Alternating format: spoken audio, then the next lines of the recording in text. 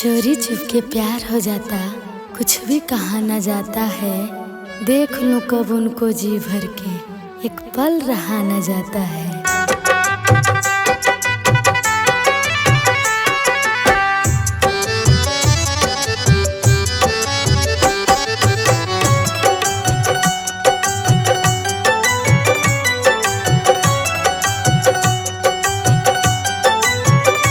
प्यार में यार हद पार कर जाएंगे, प्यार में यार हद पार कर जाएंगे।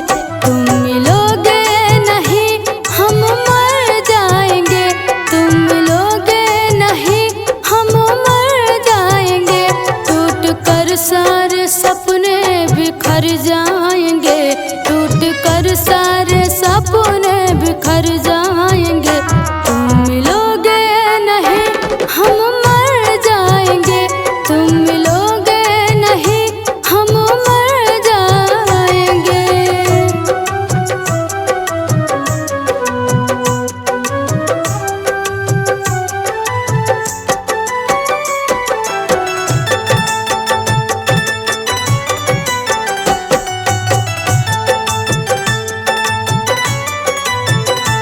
मेरी हर सांस में और एहसास में बस तेरा नाम है, तुम नहीं पास में।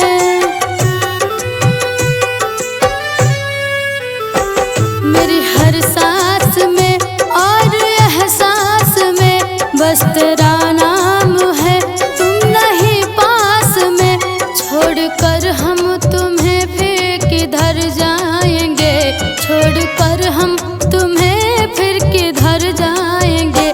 तुम मिलोगे नहीं हम मर जाएंगे, तुम मिलोगे नहीं हम मर जाएंगे। टूट कर सारे सपने बिखर जाएंगे, टूट कर सारे सपने बिखर जाएंगे।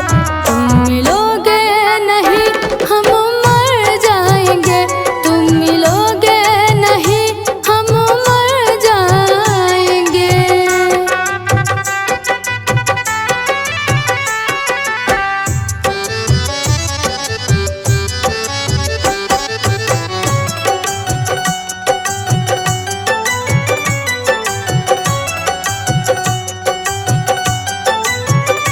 तुमको मेरी कसम अब न दो हमको गम, हम